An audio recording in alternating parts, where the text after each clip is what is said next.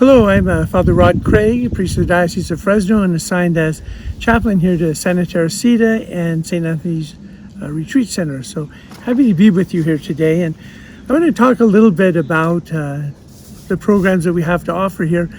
But in Father John's presentation, he talked about how Father Gregory met this man at the post office, kind of random, who then brought him up here and showed him this place, and the rest is history. And it just reminds me just how spontaneous some of our meetings can be, and how God works through all kinds of things. So you never know what encounter is going to help you or help somebody else. And that's one thing that the retreat center here, both Santa Teresita and St. Anthony's, we want people to be tuned in to how God is always present and working in their lives. And one of the beautiful things as being chaplain is that I do give talks, but I help so much with the sacramental encounters that people have. Sometimes we have more time for the Sacrament of Reconciliation than you might have, in a long line at your parish. And so we give an opportunity for people to really open up and talk and to trust, and know too that they're probably not going to see us too often. We're in your parish, you're going to see the same priest over and over again, and there's a little bit of fear. But it's so wonderful to have the opportunity to just sit and listen, to hear the struggles that people go through, and then to be able to counsel them of God's incredible love and mercy, and that God is just there to love us and to forgive us. I like to use the image of God as being like a grandparent, not as a parent, God our Father, but as a grandfather who just loves the kids. A grandmother just loves your grandkids no matter what, and that's how I see that God is. So the Sacrament of Reconciliation is just one of the primary beautiful gifts we're able to offer up here. At St. Anthony's, we have different retreats, and probably the highlight and the most important one that we offer is a 6-day silent retreat that we hold in January and then again in June. People have an individual spiritual director that travels with them those days that they're on retreat.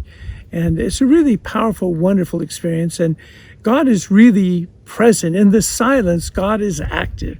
So people get afraid, I'm going to be so bored, or I have to talk. Well, talk to God. It is good. But you have that chance every day to talk to your spiritual director. But other, really important retreats we have here is we have an engaged encounter about every other month. And for couples coming up here to prepare for the wedding is a real important time. And I run into people who have made their engaged encounter maybe 20 years ago, 30 years ago, and they remember it. And it is a powerful thing. I worked the last one that we had up here. And sometimes in the course of the weekend, couples are talking about things that they haven't been familiar with, and so it opens them up to talk about things they've been a little bit afraid to talk about, and it draws them more close to each other, more in sincerity, more in openness, and it forces them to talk about things. And sometimes they're not as far off as what they think, but they've had a couple of experiences where people have come up on that and then realized, this isn't a good relationship. And it's been very powerful to see people struggle with that decision that, we're not ready to make this commitment. And as painful as that is, it's a real relief and a healing for the people. Another very, very healing experience that we have up here is with Rachel's Vineyard. And it's for men or women who've undergone the experience of an abortion. So often they feel so wrong, so hurt, so negative about themselves that they made this decision, and it really hurts them to the core. And when they come to this Rachel's Vineyard retreat, they're surrounded by love, compassion, understanding, and real help that we've got to move beyond that, and that God is a God who loves us, and that we recognize the mistakes we've made, but God doesn't reject us because of anything we've ever done. And so people on the Rachel's Vineyard, at one time we actually had more men than we had women on it, and it's usually maybe 5 to 8 people making it, but the team might be larger than those who are making it. And it's so healing, and the people leave just so renewed and hopeful and positive that it's just a delight to see that healing that takes place. And then a third event that we have up here, and probably about twice a year, we host the Retrovi, which is for marriages that are really hurting, that they are on the brink, of a divorce. And they think there's no hope, but they'll give it one last stab.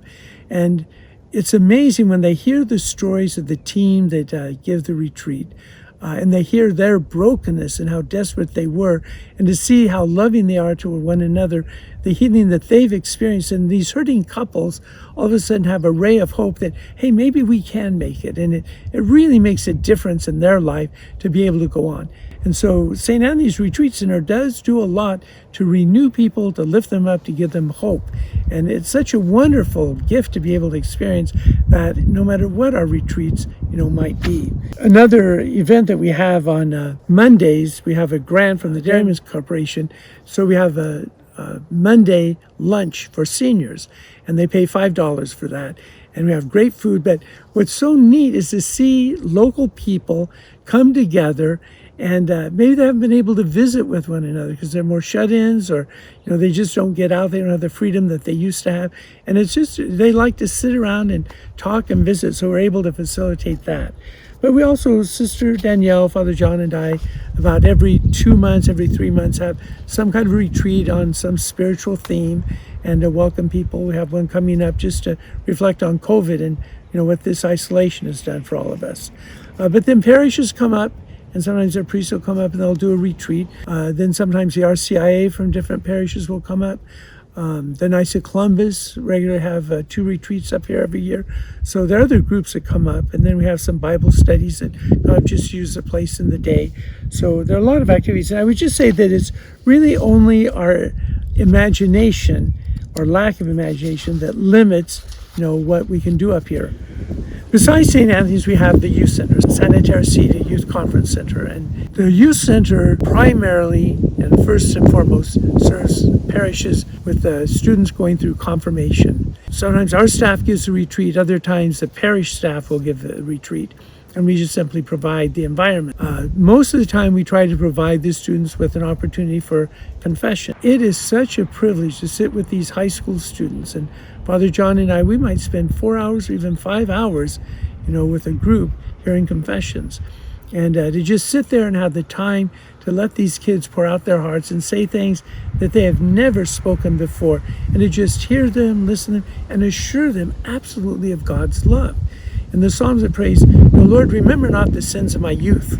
And sometimes people are young for a very long time. But, forgive, the sins of my youth. And so they really need to hear that when they felt so bad, so ashamed.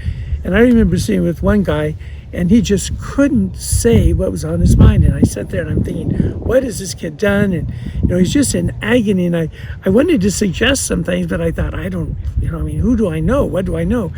And finally, after this interminable time, he finally says what's on his mind.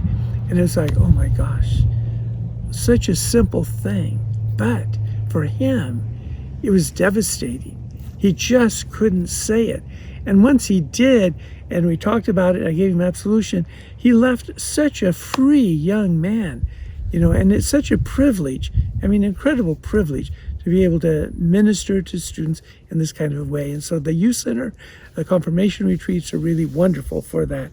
And then the other thing I enjoy, I celebrate the Mass and with the groups most of the time. And if you're on the size of the group, I'll invite them to come and stand around the altar. And, it's interesting to watch them concentrate so much on the consecration and what I'm doing there, and to engage them, face to face, eye to eye. And it's a delightful experience. And to me, then I see their faith. When they're standing around the altar and they're right there, it's amazing to see their faith. And I think it inspires me, but I think they also have their faith grow by that more intimate encounter. So we also have music camp up here. Usually that's at the end of July. And then we have a high school camp and then a junior high camp. So we have those summer camps. And sometimes we have other leadership camps that are held at that time. We have other spiritual retreats. We had a retreat up here for World Youth Day, and that was really a good experience. And to see the kids, singing and laughing and meeting new kids and their openness and freedom is just wonderful. And we have a swimming pool and a basketball court, and just see them out there playing and interacting is just so uplifting. So we have, wonderful opportunities here for the youth to listen to what God is doing in their life, to reflect on it, to kind of set aside, their phones and other media, and just kind of listen and to see the beauty of nature.